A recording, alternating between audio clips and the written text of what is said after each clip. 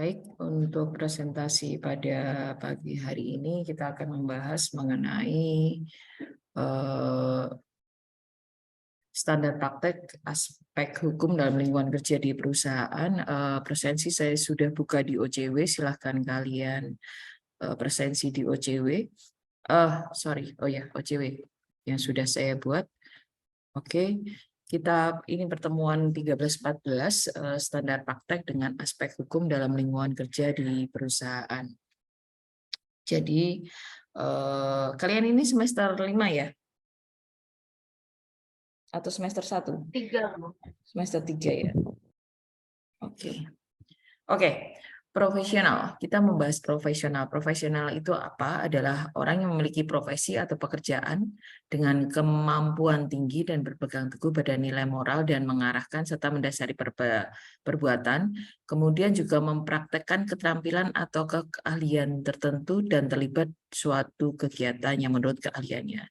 Jadi orang yang berprofesi itu menjalankan profesi sesuai dengan keahliannya. Jadi kalau dibilang profesional, K3 profesional adalah orang K3 yang bekerja sesuai dengan bidang keahliannya. Lebih memang untuk ke K3 misalnya bukan untuk medical representatif atau misalnya pindah haluan seperti itu. Itu yang dikatakan profesional. Walaupun sebenarnya di dalam sekolah vokasi juga dimunculkan ada kewirausahaan. Nah, kewirausahaan itu masih juga bisa berhubungan dengan K3, misalnya Anda membuat suatu usaha layanan atau jasa yang masih ada hubungannya K3. Misalnya kalau secara teknik mungkin Anda membuat suatu PJ K3 bidang K3 teknik. Tekniknya misalnya khusus untuk boiler dan keselamatan K3 boiler. Kemudian untuk kebakaran misalnya. Kalian punya PJK3 yang memang spesialisasi atau keahliannya untuk sertifikasi untuk peralatan kebakaran. Kemudian atau jasa untuk hygiene industri. Jadi kalian membuka jasa, punya peralatan, kalian bisa melakukan beli peralatan itu, investasi di awal memang cukup besar, tapi kalau kalian bisa memberikan data, kalian kompeten, kalian punya sertifikasi HIMU, hygiene industri, sampai hygiene industri utama yang paling tinggi, dan Anda kompeten, Anda bisa mengajukan ke Depnaker untuk sebagai PJK3 pengukuran industri atau industrial hygiene, kalian punya profesi dan sesuai keahliannya. Jadi tidak harus bekerja di tempat K3, tapi kalau Anda K3, Anda bergerak yang berhubungan dengan K3 sesuai dengan keahlian Anda di D4. Kemudian juga ataupun kalau misalnya Anda tertarik untuk menjadi pengajar, Anda kompeten di bidang K3, Anda mengajar, Anda bisa untuk mensertifikasi atau secara legalisilnya Anda menjadi belajar S2 dan S3. Tidak harus menjadi dosen, tapi juga bisa di dalam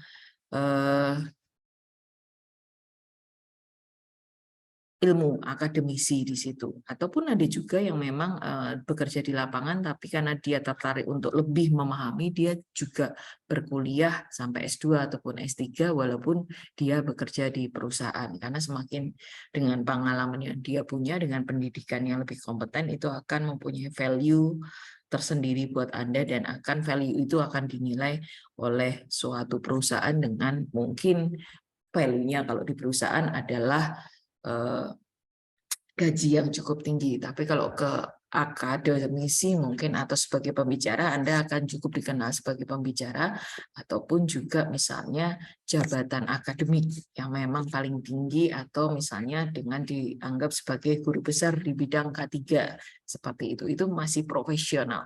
Jadi apa yang Anda jalankan itu sesuai dengan keahlian Anda, sesuai dengan profesinya masing-masing. Nah, 3 hal pokok yang seorang profesional harus miliki adalah skill. Jadi memang punya kemampuan yang benar-benar ahli di bidangnya. Kalau Anda memang di K3 tertarik, oh saya kok lebih suka ergonomi ya, oh saya lebih suka kesehatan kerja, oh saya bisa semua, saya akan kompetensi lengkapi data-data tersebut atau kemampuan Anda atau skill-nya Anda atau kemampuan Anda, keterampilan Anda. Di sini lebih skill ini lebih pada keterampilan bahwa Anda misalnya kalau sebagai orang hygiene industri atau ya Anda harus mampu untuk mengoperasikan alat-alat tersebut. Atau sebagai asesor Anda mampu untuk mengakses atau menilai suatu tempat K3. Kemudian knowledge atau pengetahuan bahwa Anda menguasai wawasan ilmu lain berkaitan dengan bidangnya. Ada banyak ilmu. K3 itu banyak. Dari keselamatan kerja Anda saja Anda harus punya pengetahuan apa sih itu boiler, apa itu listrik, apa itu alat berat, apa itu alat angkat, apa itu alat angkut, apa yang harus dipelajari, apa yang Anda ketahui tentang APAR, bagaimana desainnya. Ada banyak. Nah, ini itu bisa dipelajari, tapi Anda kalau tidak mau belajar akan susah. Sama seperti misalnya Anda nanti bekerja di manufacturing tekstil, Anda harus tahu bagaimana alat tekstil itu beroperasi, bagaimana bahayanya, bagaimana kalau itu rusak, bahayanya kalau rusak itu diperbaiki itu muncul di mana, bagaimana sistem produksinya, supaya kalau Anda bikin saran, dibeginikan. Yoga iso mas, itu berarti menutup proyek kita. Nggak ada bising, nggak usah dioperasikan. Ya nggak bisa. Bagaimana Anda mengurangi bising? Anda harus tahu tadi. Ketika Anda pergi ke toko roti atau industrinya tentang nisin wafer atau misalnya tentang tolak angin, Anda akan berubah lagi. Pengetahuan ilmu dasar produksi ini itu akan K3-nya akan sedikit berbeda. Ketika Anda bekerja di konstruksi, K3-nya akan sedikit berbeda. Ketika Anda bekerja di tambang, K3-nya akan sedikit berbeda. Konsep utama sama, tapi pengetahuan tambahan. Jadi kalau misalnya di pabrik tambang, Anda harus mining operation tahu, alat berat tahu. Ketika di konstruksi, Anda akan bekerja di ketinggian, kemudian excavation itu akan lebih banyak. Ketika Anda bekerja di kimia, Anda harus tahu tentang mechanical engineering. Kapan ini valve, kapan ini alur. Ini kalau misalnya bahan kimia ini dicampur ini, dia akan menaikkan tekanan, dia akan menaikkan suhu, dia akan menaikkan kompresi. Ini kalau ini akan meleleh. Jadi itu Anda harus tahu. Kemudian bagaimana sistem pipingnya dan yang lainnya. Jadi nggak murni K3 saja. Ketika Anda profesional, Anda harus selalu belajar di situ. Kemudian attitude, sikap Anda. Bukan hanya pintar, tapi nek ngomong karo wong liya menyebalkan. Atau dia suka marah-marah, atau selalu menang sendiri, atau tidak mau mendengarkan pendapat orang lain, atau mendengarkan pendapat orang supervisor, atau mungkin bawahan, atau operator, karena udah merasa jumawa, wah aku K3 kan jagoan. Tapi operator yang di bawah yang tiap hari melakukan pekerjaan tersebut, Mbak ini ada bahaya ini. Menurut Anda mungkin nggak bahaya, tapi menurut dia ada bahaya. Anda tidak mau mendengar. Nah, itu attitude yang mungkin Anda dipintar, ya, tapi dimarahi semua orang, dibenci semua orang, bisa saja itu terjadi. Jadi ini yang dianggap profesional, 3 item, skill, knowledge, sama attitude harus Anda miliki. Dan Anda lakukan hal tersebut. Apakah suara saya cukup terdengar? Terdengar. Oke. Kemudian ciri profesional diantaranya di bawah ini memiliki kemampuan dan pengetahuan yang tinggi, memiliki kode etik, kemudian memiliki tanggung jawab profesi serta integritas yang tinggi, memiliki jiwa pengabdian kepada masyarakat, kemampuan perencanaan program kerja, dan anggota organisasi profesi di tempatnya.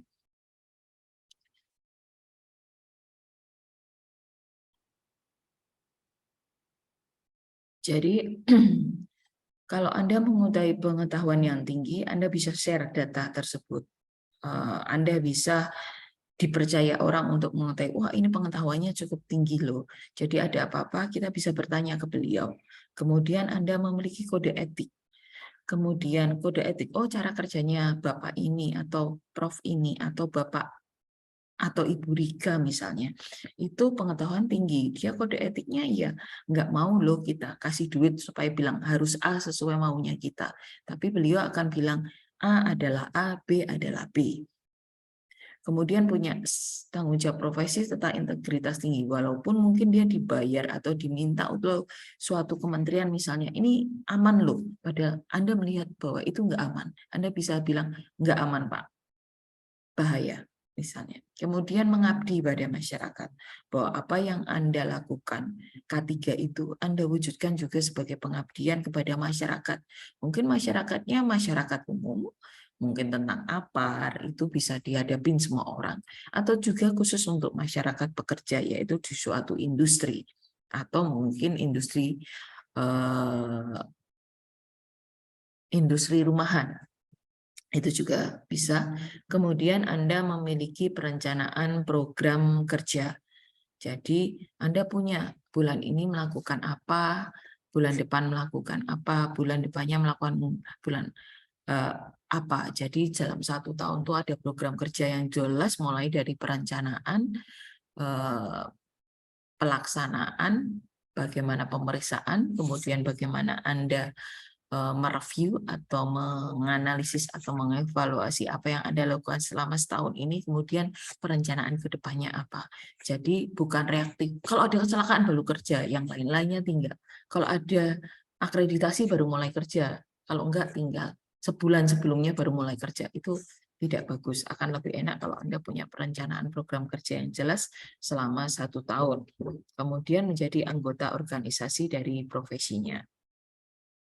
Kemudian apa sih yang harus Anda ketahui di sini? Anda punya standar operating procedure tentang K3 dalam bekerja. Jadi tujuannya apa? Memelihara kesehatan dan keselamatan serta lingkungan kerja. Kemudian juga akan melindungi manusia di seputar Anda. Rekan kerja, keluarganya, konsumen, dan mungkin orang-orang yang terpengaruh kondisi lingkungan kerja. Kesehatan dan keselamatan kerja itu sangat perlu secara moral. Apakah Anda berani mengorbankan orang? Oh, kita hari ini atau tahun ini kita perusahaan mau lost time injury berapa? 1. Berarti itu merencanakan ada orang mati atau orang cacat 1. Tapi kalau kita LTI-nya atau tujuannya adalah zero accident, berarti kita tidak mau ada yang terluka. Bagaimana usahanya? Itu yang harus dilakukan, dan itu akan ada peraturan yang mengatur dan finansial keuangannya. Bagaimana supaya orang itu aman? Oh, kita harus menyediakan A, B, C, D. Berarti itu hubungannya dengan finansial. Oh, kita harus menyediakan A, B, C, D. Loh, kenapa harus A, B, C, D? Karena secara legalitas atau secara hukum ada peraturan Permenaker misalnya, bahwa di setiap tempat kerja harus menyediakan A, B, C, D tadi. Jadi secara moral Anda ada acuannya, secara legalitas dan finansial Anda ada acuannya. Kemudian memastikan pekerja dan orang lain terlibat tetap berada dalam kondisi aman sepanjang waktu. Jadi Anda sebagai orang K3, bagaimana Anda membuat orang lain aman sepanjang waktu? Apakah safety harus duduk diam ngamati di suatu tempat kerja saja? Satu tempat kerja tidak. Tapi bagaimana Anda membuat program bahwa orang-orang yang berada di situ, nggak mungkin Anda dalam 28 jam kerja itu bisa melihat atau mengamankan kondisi di lapangan 6 layout atau 6 tempat kerja bersamaan, ada logistik, ada produksi, ada office. Apakah Anda bisa dipecah belah seperti amuba menjadi 6? Enggak. Nah, bagaimana Anda mendistribusikan K3 itu dilakukan oleh setiap orang yang bekerja, baik dari pekerja itu sendiri sampai level supervisornya. Nah, itulah bentuknya SOP, ada SOP. Tujuannya adalah kalau kamu ngikutin SOP ini, kamu akan selamat loh. Minimal kalaupun ada apa-apa, resikonya kecil. Nah, praktek K3 meliputi pencegahan, pemberian sanksi, dan kompetensi juga menyediakan perawatan kesehatan dan cuti sakit. Jadi, Anda harus, mungkin mereka sudah melakukan K3, Anda inspeksi, Anda muter, Anda mengamati. Oh, ini belum masuk di SOP loh kayaknya pekerjaan ini. Anda membuat suatu tindakan pencegahan. Program kerjanya merupakan tindakan pencegahan. Kalaupun misalnya ada pelanggaran, itu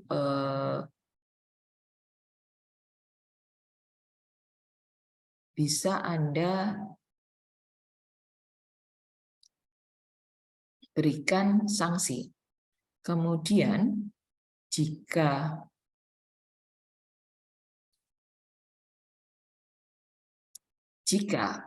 ada yang terluka, Anda bisa memberikan kompensasi untuk penyembuhan luka. Tapi berarti kalau ada kompensasi, berarti ada satu program kita yang kurang pas, berarti ada yang kurang pas sehingga ada kecelakaan. Apa yang harus dibetulkan?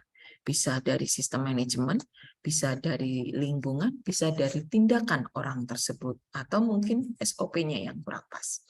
Kemudian, K3 itu berkaitan dengan ilmu kesehatan kerja, teknik keselamatan, teknik industri, kimia, fisika kesehatan, psikologi, organisasi, ergonomi, dan psikologi. Kita harus bisa belajar item itu, makanya ada minimal di D4K3 itu ada ilmu kesehatan kerja, ada teknik keselamatan, teknik industri mungkin sedikit, kimia ada, fisika kesehatan pasti ada, psikologi ada, psikologi industri. Kemudian bagaimana tata organisasi, ergonomi, dan psikologi kesehatan kerja. Kenapa? Itu akan tadi yang sudah saya ceritakan bahwa di awal kita tidak bisa berdiri sendiri. Kemudian prosedur operasi standar tadi adalah salah satu bentuk kita memberikan K3, membuat setiap orang bekerja dengan selamat tadi. Bagaimana Anda menciptakan kondisi yang aman bagi pekerja selama bekerja. Nah, dengan membuat suatu SOP, dengan harusnya review, bukan hanya sekedar nulis SOP tempel, padahal mungkin SOP-nya tidak sesuai dengan di lapangan, atau terlalu banyak, atau terlalu sedikit informasi. Jadi SOP itu perlu reguler dicek untuk melihat kesesuaian dengan di lapangan untuk menciptakan kondisi tempat kerja. SOP atau mungkin POS, monggo. Standar operating procedure atau standar operasional prosedur atau ada prosedur operasi standar. Monggo, biasanya ada beberapa tempat punya istilah tersendiri, tapi yang dipentingkan adalah ada standarnya. Ini instruksi yang memiliki kekuatan atau petunjuk direktif prosedur tanpa kehilangan efektif. Di situ kalau SOP yang Anda buat kualitasnya baik, pasti akan meningkatkan K3 di tempat tersebut. SOP bukan hanya tulisan saja, tapi mungkin bisa di situ Anda mereview langkah-langkahnya apa, ada bahayanya apa, kemudian bagaimana cara penanggulangan, dan itu Anda perbaiki kembali di standar operating prosedur tersebut. Nah, apa saja yang harus Anda ada aspek hukumnya. Di sini keselamatan kerja yang bertalian dan ada aspek hukumnya adalah mesin, pesawat, dan alat kerja. Apakah ada? Ada mesin, berarti alat angkat, alat angkut, Anda pasti ada peraturannya. Genset atau alat listrik, Anda coba lihat di JDIH Kemenaker, itu pasti akan ada mesin angkat, mesin angkut, bagaimana pengecekan generator set, bagaimana boiler, bagaimana tata uji reksanya, bagaimana wheel loader, bagaimana tentang ban berjalan, itu pasti ada peraturannya. Dan Anda harus tahu dan hafal. Kalau lebih bagus hafal. Kalau enggak, tahu bahwa ada peraturan itu. Jadi ketika Anda ditanyakan, Anda ahli di bidangnya. Ketika Anda ditahu, Anda bisa menyebutkan data tersebut. Pesawat angkat, pesawat angkut, gondola, pasti ada. Alat kerja listrik, alat kerja tambahan atau power tool, Indonesia belum bikin, Anda bisa melihat OSA, NOSA, ASNZS, atau Operation Manual Prosedur dari alat tersebut. Pasti perusahaan yang bagus akan memberikan data atau dokumen. Seperti Anda misalnya beli motor Honda, atau motor apapun, sepeda motor roda 2. pasti ada buku operation manualnya. Di situ ada instruksinya, apa aspek-aspek keselamatan yang harus Anda lihat ketika mengoperasikan kendaraan roda 2 tersebut, berbagai merek. Kemudian landasan tempat kerja dan lingkungannya, bagaimana di tempat kerja konstruksi, bagaimana di tempat tambang, pasti ada. PP 50, sistem manajemen K3 untuk umum. Tapi kalau misalnya di kelautan sudah ada sistem manajemen K3, kemudian di pesawat ada, kemudian di kereta api ada SMK 3 di perkereta apian, kemudian ada SMKP di pertambangan, ada SMK 3 untuk konstruksi yang di-develop oleh PUPR. Jadi bukan PP 50 itu yang general, tapi kalau yang spesifik di suatu tempat kerja Anda bisa lihat itu di peraturan perundang-undangannya. Bagaimana cara melakukan pekerjaan pasti ada. Salah satunya di JDIH Anda bisa lihat pekerjaan di ketinggian itu ada aturannya. Cara-cara melakukan pekerjaan di ketinggian, Anda lihat aspek hukumnya di JDIH Kemenaker ada. Nah, ini berlaku di tempat kerja di darat, laut, di permukaan ada, di dalam air maupun di udara. Kemudian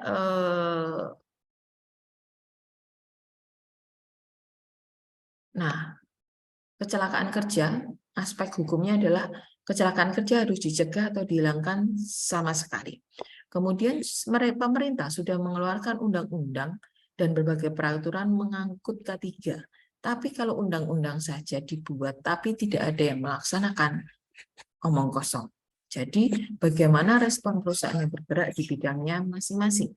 Kalau Anda bekerja di bidang industri tertentu, berarti Anda bisa langsung menerapkan peraturan-peraturan tersebut.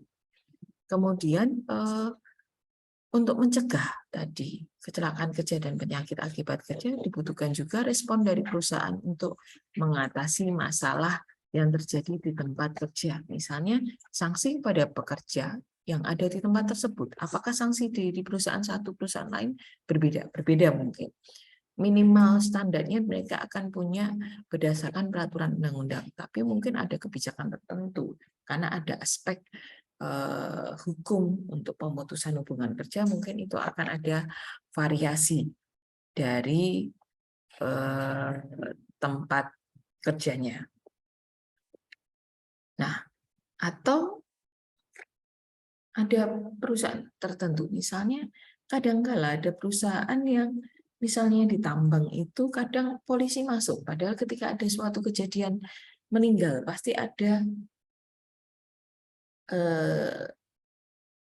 efek kepolisian terlibat dan yang lainnya. Nah, biasanya itu akan ada hukum perdata dan ada hukum pidana. Ini yang harus Anda amati bahwa apakah yang terjadi kecelakaan kerja ataupun penyakit akibat kerja ini akan ada aspek hukum di situ. Apakah Anda harus atau mempunyai efek-efek terhadap perusahaan secara perdata atau pidana, ataupun pada orang-orang yang ada di dalamnya, apakah akan membawa efek hukum perdata maupun pidana. Nah, karena punya aspek tadi, ada hukumnya, ada sanksinya buat perusahaan, maka dibuat sistem manajemen K3. Tadi apa? Supaya yang banyak sekali tadi, yang dari alat, yang dari alat maupun yang dari lingkungan kerja maupun dari personel maupun dari cara-cara kerja itu bisa dikelola dengan baik dengan suatu sistem manajemen yang terintegrasi dengan manajemen perusahaan. Jadi harus diintegrasikan mesin, pesawat, alat kerja, bahan dan proses pengolahan, landasan tempat kerja itu harus terintegrasi di suatu sistem manajemen. Makanya dibentuk sistem manajemen. Bukan hanya K3 tok, pekerja tok, tapi seluruh aspek dari perusahaan. Nah, waktu melaksanakan pekerjaan, pemberi kerja harusnya tidak mengizinkan pekerjanya untuk beraktivitas jika tidak mematuhi peraturan keselamatan dan kesehatan kerja. Wah, saya jagoan Bu, saya biasanya debus mainnya. Jadi biasanya kalau alat potong ini saya nggak apa-apa. Ternyata ada kecelakaan. Nah, apakah ketika orang itu yang dari awal tidak mau mengikuti peraturan keselamatan kesehatan akan tetap dibina, dipakai, atau ada aspek-aspek tertentu? Misalnya ada sanksi dan punishment, atau pemutusan hubungan kerja sesuai dengan peraturan hubungan industrial. Kemudian tidak menggunakan peralatan pelindung diri selama bekerja. Kita sudah menyediakan, perusahaan sudah menyediakan, K3 sudah desain, terus mereka sudah disediakan tapi nggak mau pakai. Nah, ini juga suatu pelanggaran sebenarnya. Kemudian, ada peralatan yang misalnya ada yang tidak aman, patah, seperti gambaran yang saya misalnya di risk assessment saya tunjukkan tangga yang patah atau tangga yang tidak layak tetap nggak apa-apa dipakai aja. Nah, itu juga nggak fair. Kalau misalnya dalam kondisi investigasi ditemukan item-item ini, bisa saja perusahaan bahwa pekerja yang tidak mematuhi, tidak menggunakan, atau perusahaan yang mengizinkan bekerja menggunakan peralatan tidak aman. Atau kalau misalnya di dalam perusahaan tersebut tidak ada peraturan keselamatan, tidak menyediakan pelindung diri selama bekerja, berarti itu juga tanggung jawab perusahaan. Dan itu akan bisa diketahui dari investigasi.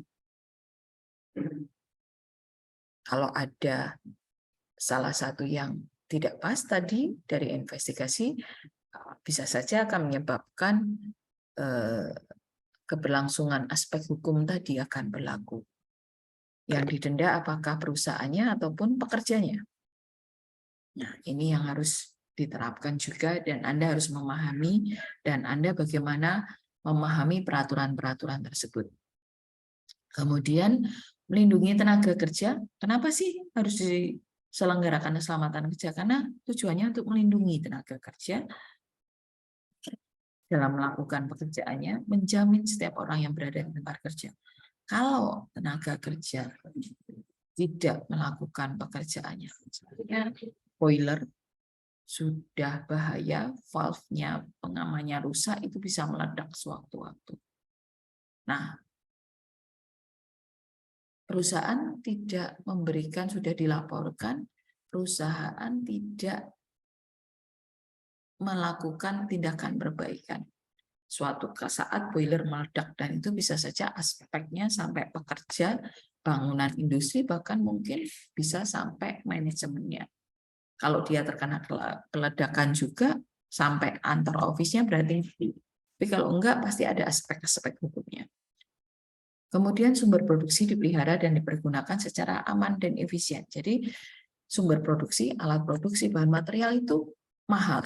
Mereka mengolah itu untuk memperoleh keuntungan. Ketika itu tidak dilakukan, tidak aman, ada kecelakaan, tidak efisien, keuntungan yang diperoleh yang harusnya bisa untuk menggaji karyawan, meningkatkan kinerja perusahaan, hanya habis untuk mengcover atau memperbaiki kecelakaan dan penyakit akibat kerja yang terjadi. Nggak ada untungnya, terus ngapain bekerja nggak ada untungnya, nggak bisa gaji, bangkrut pasti. Oke, ini kesehatan kerja juga ada, bahwa kita ada peraturan perundang-undangan tentang penyakit hubungan kerja, penyakit akibat kerja. Anda bisa buka di JDIH atau Permenaker. Jadi gangguan muskuloskeletal, kalau kalian bilang aja udah kadang ribet. Jadi mungkin di situ gangguan kerangka dan otot. Nah, ada itu undang-undangnya. Jadi Anda bisa lihat di JDIH.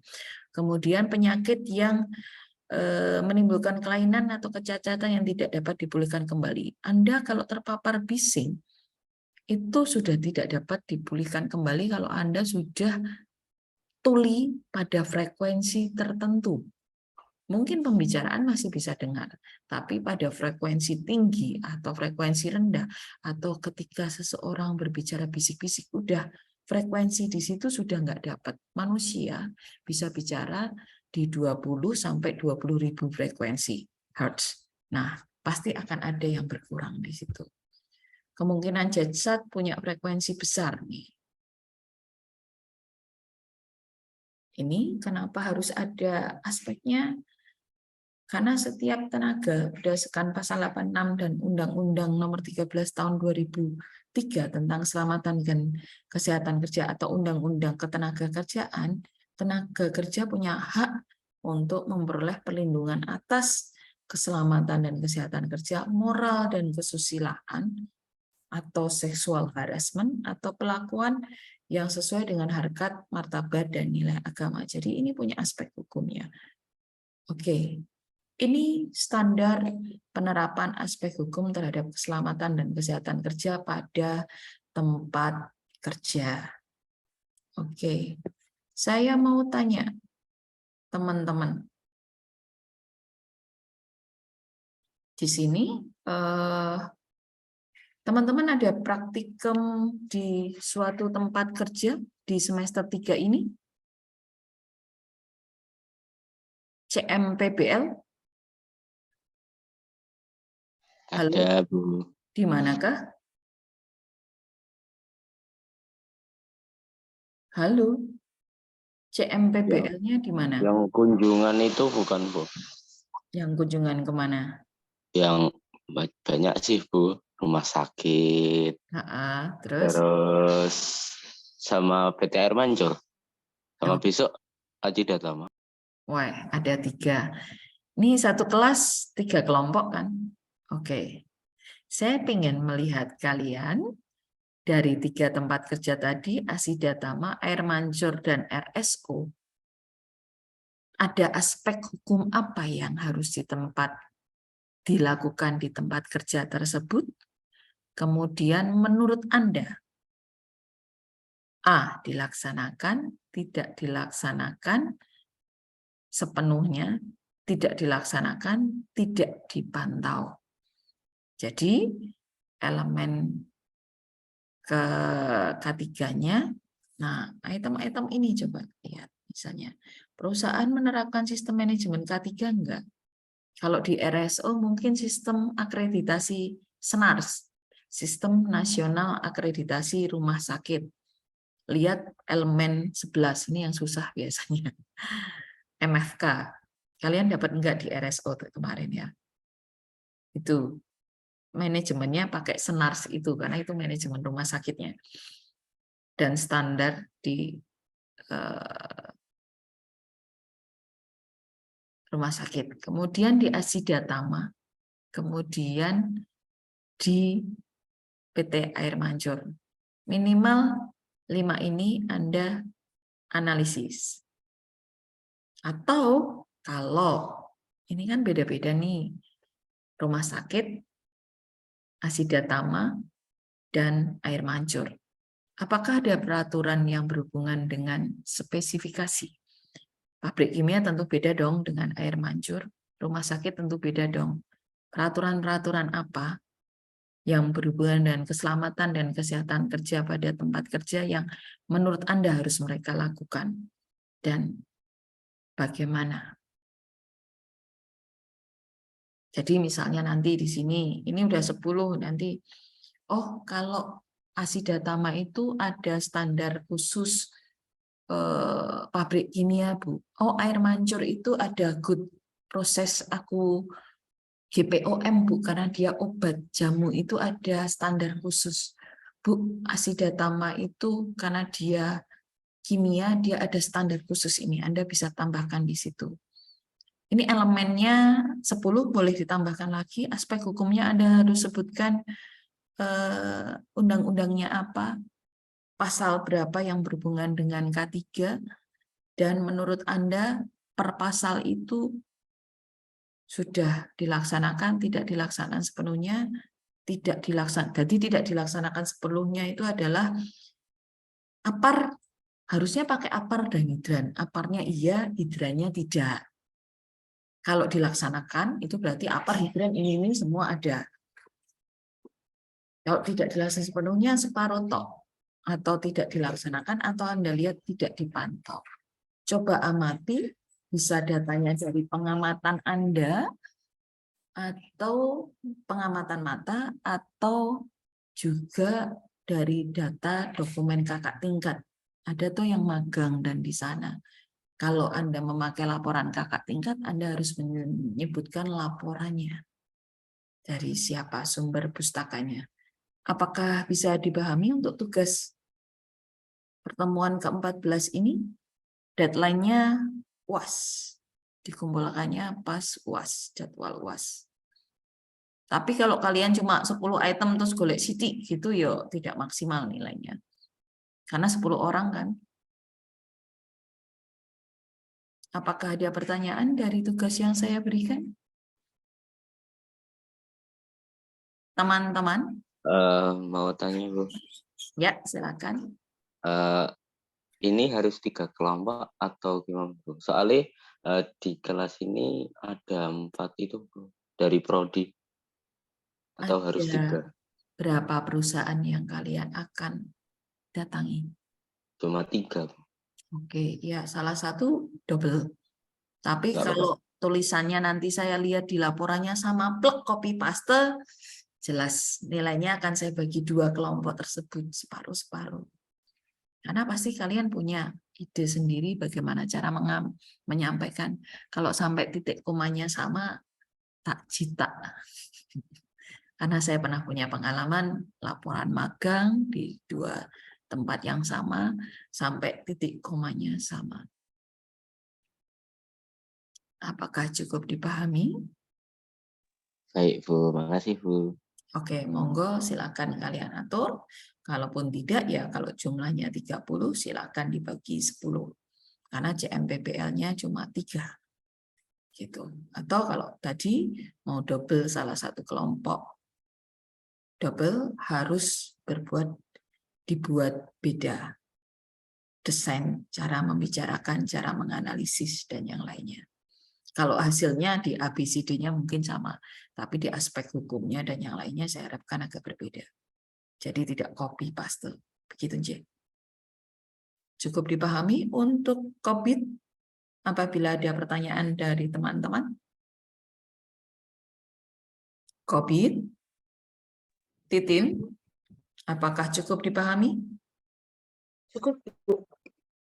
Oke, jika ada pertanyaan nanti bisa didiskusikan di WA. Jadi jangan satu-satu. Kalau ada teman-temanmu bertanya, kumpulkan pertanyaan semua, baru dikumpulkan ke saya dan saya akan feedback mungkin dengan voice note atau informasi di WA.